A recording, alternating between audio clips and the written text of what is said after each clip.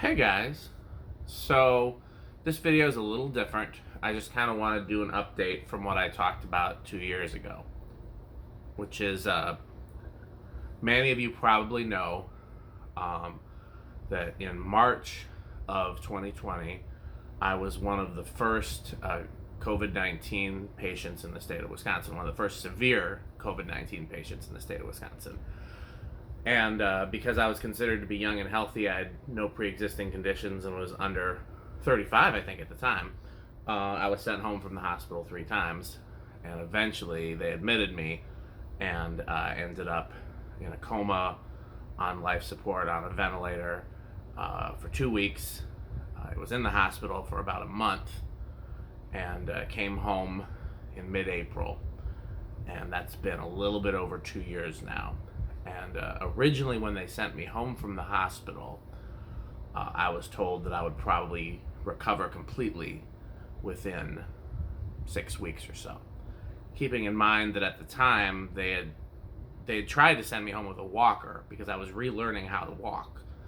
That's how far gone I was, is that I couldn't walk for weeks, and I was relearning how to walk. But I was making such fast progress that they thought I was better off recovering at home, and they thought that if the progress kept up, that I would be back to my old self within a matter of weeks. And I mean, the good part of that is that it became true, at least about walking. When I first got home, stairs were really hard, but I could walk. And when I first got home, I couldn't walk to the mailbox, and then within a few weeks, I could walk to the mailbox. But the other side of that is a lot of other things have not necessarily improved, and some of them have gotten worse. So stairs are still hard, by the way. 2 years later, I still am exhausted after a flight of stairs. After the first couple of weeks, when originally I was struggling to walk, everything I did made me out of breath, because my lungs were still recovering and my heart was still recovering, and I was sleeping a big portion of the day, and then really trying to walk and doing as much as I could, which wasn't very much. And then after the first couple months where I still wasn't back to normal, I started asking around. I started going to the doctor, and they still would say, okay, well, your blood pressure's still high, and it wasn't high before you got sick, so let's give you some blood pressure meds. And your blood sugar's still high, and it wasn't high before you got sick, so let's give you some blood sugar meds. And your heart rate's still irregular and elevated, and it wasn't either of those things before you got sick, so let's give you some heart meds. And they just were treating symptom after symptom after symptom, but it was nothing like, oh, these will get better, and it was nothing like, oh, this is what's still causing that, and let's fix the cause, rather than let's just treat it. It was just about treating symptoms. So after the maybe 6 months of that, I started to get really frustrated with, I'm not getting better. All they're doing is giving me medication for the symptoms. And I think by then, I'm trying to remember if they had started me. No, they hadn't started me on any inhalers yet. And so I was getting really frustrated. And so I just kind of discovered that I needed a doctor that was more interested in treating patients like me than just rushing me out the door. I needed a doctor that was interested in solving some mysteries. So I asked around in my clinic, and who would be the best doctor to treat a severe COVID patient who is still recovering and has mysteries that need solving. And the same name kept coming up, so I transferred to that doctor, and he made some suggestions, and he made some referrals, and he sent me for a lot more tests than I'd had up to that point. And then they started doing lung tests and heart tests and things like that. And ultimately it ended up being more of the same, more treating symptoms, but at least they started discovering more symptoms. So, like, for example, they took me to a pulmonary function test and realized that I now had COPD, which is when, I believe it's when your bronchial tubes are constricted so air can't get to your lungs quickly. Normally it's caused by heavy smoking. I've never been a smoker, so they gave me inhalers for that. And then they discovered that I now have asthma, and which, again, I never had asthma before, so they're going to give me inhalers for that. And long story short, I have 3 inhalers that I take in the morning and 2 at night. think just one at night. And this is all my meds that I take every day, some in the morning, some at night. Then we found out that I had some infection in my teeth, because one of the things they don't tell you about being in the hospital for so long is that if you can't, first of all, if you're not conscious, you can't brush your teeth. But then if you're in a coma, you can't brush your teeth. And then if you are conscious but you can't walk, get to the bathroom, you can't brush your teeth. So for the bulk of the time I was in the hospital, I couldn't brush my teeth. And I'm sure that the breathing machines and all that are real hard on them too. So I've had a lot of teeth problems. And so I've been going back and forth to the dentist, and it took me a while to find a new dentist. My dentist retired during the pandemic, and then none of the other dentists were taking new patients because it was in the middle of COVID. So it took me a while, but once I found a new dentist, I've been going like every other week to get my teeth taken care of, and I have trays that I bring home and prescription toothpaste and all that kind of good stuff. And they found some infections there that they've been treating, and just long story short, I've still got a lot of symptoms. They're treating the symptoms, but things are still pretty hard. I still get tired really quickly. I still can't do a lot of physical activity without having to sit down or feeling faint or something like that. The side effect of most of my medications have the same side effects, which are gastric distress, which means essentially throwing up or diarrhea. So I have trouble keeping food inside. And then the other side effect, ironically, is weight gain, steroids and stuff like that. So if you see my videos, you'll probably notice that I'm a bigger person than I was before I got sick.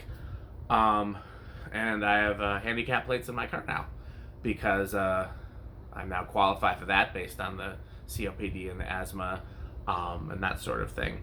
And I wasn't going to bother, but then I had to play Summerfest last summer, and you have to park quite a ways from the stage and to load in for Summerfest, whether you're a headliner or nobody. And then with walking with my guitars, and then by the time I got on stage and I tried to stand up, and I basically fainted. So I was like, nope, I need closer parking. So there's that. The most recent thing that they discovered is that apparently the right side of my heart is significantly enlarged from how long I went without oxygen, and there's not necessarily treatment for that, but it's still pumping normally, so that's a good thing. But that also might be part of why I'm always tired. But the moral of the story is that 2 years from having been in the hospital with COVID on life support, I'm still not back to healthy. I may never be back to healthy. And my lifespan may be significantly shorter, with all the different things that I have going on right now. It could be, I could die any day, or I could live to be 80. We don't know. But it's definitely, my chances aren't as good as they were before I got sick. And a lot of people ask me, well, is it long COVID, or, what is it? And I think it's probably some damage from COVID, but also life support is very, very damaging. And that's one of the things that people don't necessarily tell you. Because most people that end up having prior to COVID, I think, is the first thing in our lifetimes, for most of our lifetimes at least, that people would have to go on life support and, it was not, and survive. I think the last epidemic of something like that that happened with enough people would be polio. There's still a few people surviving with iron lungs due to polio. Up until now, life support was for people that had, near fatal car accidents and stuff like that. And,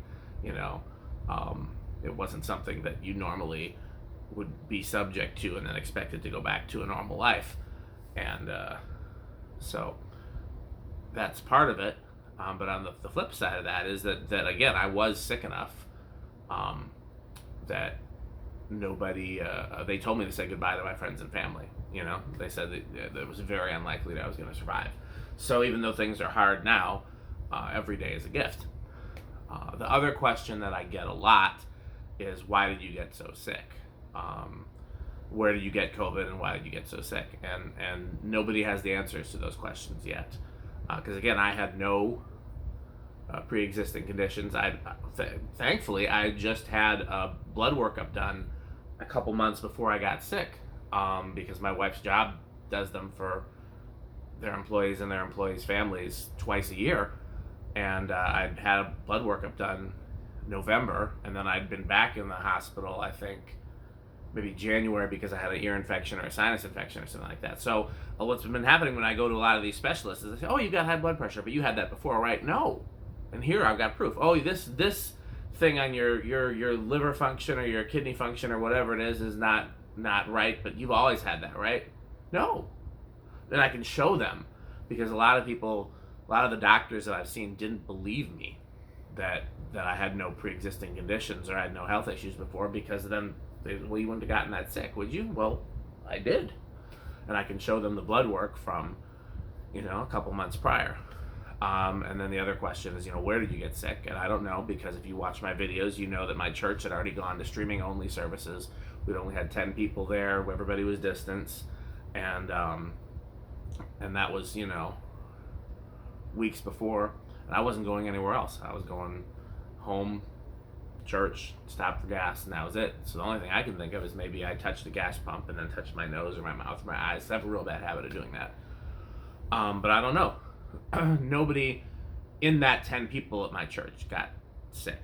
There's a couple other people at my church that got sick around the same time I did, but they weren't people I had seen or interacted with. They hadn't been to service in a while.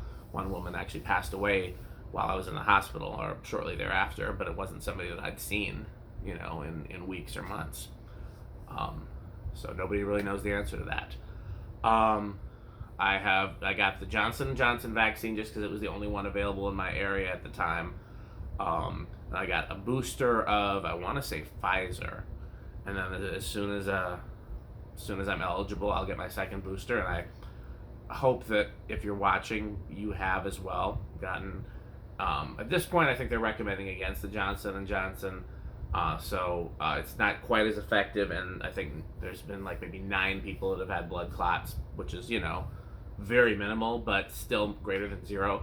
So I think they're recommending that you get either the Pfizer or the Moderna. So I hope that you have, and if you haven't, please do get your vaccine, get your booster. When you're eligible, get your second booster. People are still getting sick. A good friend of mine just reached out to me, I think yesterday or the day before, just got COVID, and this is some people are getting it multiple times. This is her first time in these 2 years getting sick. Thank God she had her vaccinations and her booster shot, but because she has an autoimmune disease, and so she's still very sick, but she's going to survive it because she has some protection. So I just say that to update people who maybe are wondering how my recovery is going. I'm in so many doctor's appointments because every doctor sees the test and then says, okay, well, I'm going to refer you to a different doctor, and we're going to see if they can solve the mystery. And then they say, well, everything looks normal here. We're going to refer you to a different doctor and then solve the mystery. And and so my next appointment, and then because the hospital has been so full, sometimes it takes weeks to get an opening. So I know I've got a doctor appointment in June, I think, is my next appointment. I don't think I have anything before then. And I've got some more test equipment at home because now they're concerned about my oxygen levels while I'm sleeping. So I'm going to start wearing an oxygen monitor in my sleep and just make sure that I'm not dropping in the night. And that'll be the next step. But yeah, hopefully things will continue to get better. Either way, I'm just going to keep getting treated and taking meds and taking inhalers and have the best quality of life that I can, and we'll see how things go. If you have any questions, put them in the comments, and keep me in your prayers if you're somebody who prays that have God's will be done as far as my health and my healing. So thanks for listening, and I hope this helped somebody. I hope this answered somebody's questions. And I do want to shout out, because there's been a lot of people that have really helped me, because I can't physically do all the things that I used to be able to do, and when I can do them, it tires me out very quickly. So as far as fan stuff, if you like my fan videos, Metal Pete, his metalness, and Rick have been invaluable in making sure that I can still do fan projects. I would not be able to do them without those guys, so huge shout out to them. Music stuff, my crew at the church has had my back through all of this. My drummer Eric, my co-leaders in the music ministry, Janetti and Justin, my co-leaders in the youth music, Ebony and Kendra, my pastor Victor Davis, who I love greatly, the person who signs my checks, Thaddeus. He doesn't like being called my boss. Yeah, people at my church have had my back because, again, I can't do the things I used to do, and they have stood in the gap for me. And that's grateful. My wife has taken really good care of me. I need a lot of extra care at home. There's a lot of things I just can't do that I used to be able to do, and I would not be able to survive this without help. And so those are some of the people that have been helpful. My friend Todd always is in my corner. I'm trying to think of who else. There definitely been some people that have looked out for me, and hopefully things will continue to get better. I miss my daughter. I haven't seen her since before the pandemic. Hopefully I'll be able to see her this summer now that it's starting to be safe again out here. But don't let your guard down too much. Still wear a mask if you're around people that you don't know if they're vaccinated or not. Make sure that you encourage anybody who hasn't yet to get vaccinated. COVID is still out there. I looked at the COVID death numbers a few weeks ago, and they were about the same place they were a year ago, which, if you may recall, we had kind of a false sense of, the pandemic's ending at the beginning of 2021, and then it surged again in the summer and fall, and so we don't want that to keep happening. We want to continue.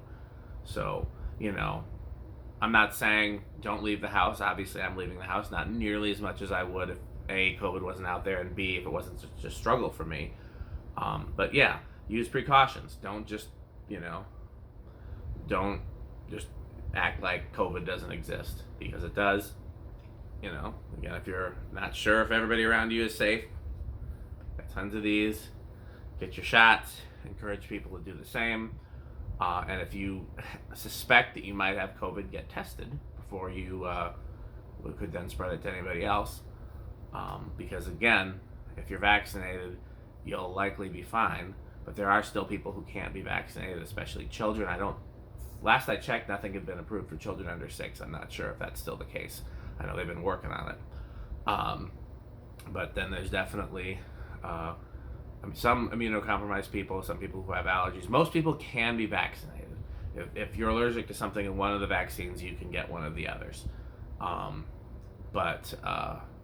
if you do have allergies, you're advised to do it under a doctor's supervision.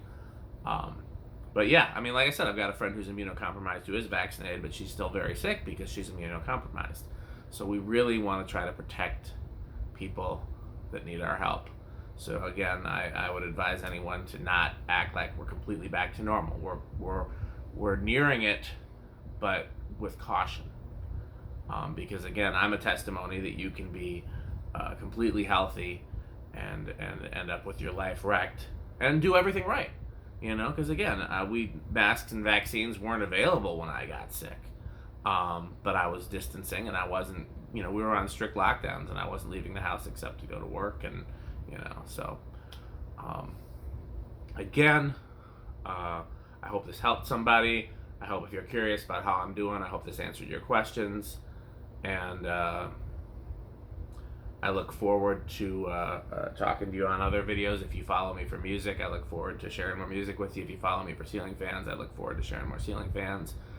If you're one of the very small number of people that follow me for other stuff like LED reviews, book vlogs, and coffee and that kind of stuff, I hope you enjoy that too. I'm trying to slowly build up that content.